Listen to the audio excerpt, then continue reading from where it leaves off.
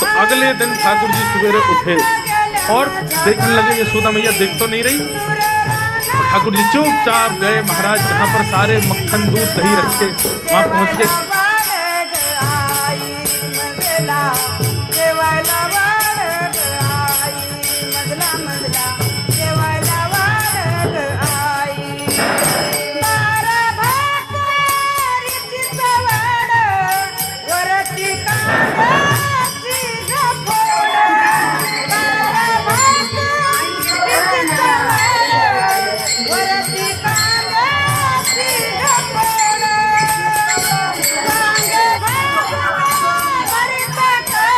सांगा नाव सांगा।